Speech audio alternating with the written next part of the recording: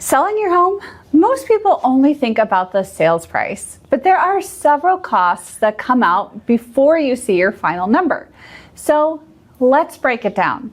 Briana, let's start with, what are some of the basics? Yeah, so some of the basics are going to be your deed. So if you're selling your home, you are going to be recording the warranty deed to the new homeowner. And the typical cost to record a deed is $35. But the more expensive cost that comes with recording that deed is going to be the state and county transfer tax. So Caitlin, can you dive a little deeper and tell us how that tax is calculated? Absolutely. So the deed itself, if you've got a warranty deed, it's a simple $35. The transfer tax gets a little bit more complicated because you got to round up to the nearest $500 and you pay basically the extent of 8.6 mils. If you are selling a house for $100,000, we measure transfer tax on that consideration. Okay. It's $100,000. The transfer tax in that circumstance would be $860. So it gives you kind of an idea. That's a significant expense that we don't want to forget about. Yeah. We probably have other taxes we want to address too, right? Yes, absolutely. So a couple other taxes that we're going to be thinking about too is anything that's unpaid. So you have to make sure at the time of recording the warranty deed that any delinquent taxes have to be paid, but other taxes, probably per your purchase contract, will need to be paid because the buyer probably doesn't want to pay any of your unpaid taxes. So it's really important to just know the terms of your contract, but also know that delinquent taxes will be paid at the time of closing in order to record a deed. And just so that our sellers understand, they don't have to write checks for all of these fees, right? Right. We're going to do all the math. We're going to take that purchase price, the sales price, and we're going to subtract all these line items. And the title company is ultimately going to be the ones who are cutting that check. Correct. And all of these fees are just going into the calculation that's going to be really what we consider our proceeds, how much the seller is going to get back at closing. So one of the bigger things that will probably be on there is your mortgage. So you probably, when you bought your home, you probably financed it. So obviously at the time of closing, we're going to reach out to you and get a payoff authorization so that we can reach out to the lender and obtain a payoff for that property. And that would be on the closing statement. So that would deduct from the sellers, again, what they're going to net or their proceeds would be.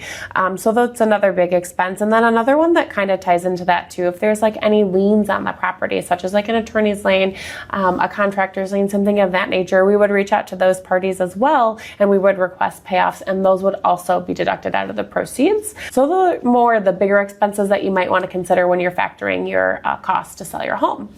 And timing too, right? Because you have to reach out to the lender and say, hey, Chase or whomever, how much does Mr. Seller owe on this mortgage, so we can get an exact payoff quote figured through the exact closing date down to the per diem, like the per day interest. So all of those things may be variables too for those lien items. And I know another topic of conversation that we talk about frequently are municipal fees. Right. So many times water bills are from the municipality. Right. They can attach to the property, so the water has to be paid in full. And sometimes even garbage, trash, depends on how that billing works. If it is able to become a lien eventually, then it has to be paid before closing if the seller is guaranteeing good title to the buyers.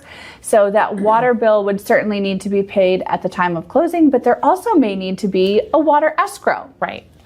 So in that circumstance, the seller is going to set money aside for the final water bill that the seller is going to need to provide to the title company.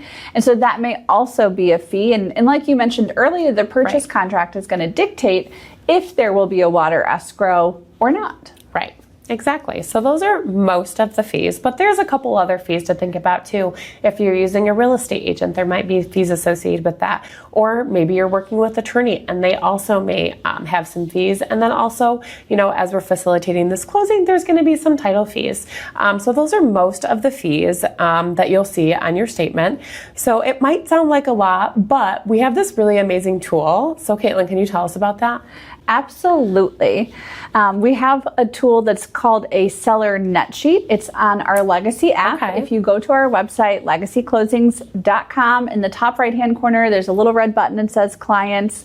You click on that, it will take you to a lot of our resources, and one of those is the seller net sheet. So it will give you the opportunity to plug in all of the numbers that you're aware of and pull in some data as well. So if you are just kind of considering selling your property, it will help you figure out exactly how much money you might be able to make. Certainly, if you are listing the property already and you're really getting closer to that closing date, by all means, you should give us a call.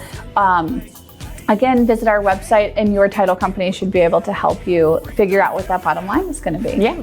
The goal is no surprises. So a good title company will walk you through everything every step of the way. So if you have any questions or you need to call, feel free to reach out, but you can also find us at legacyclosings.com.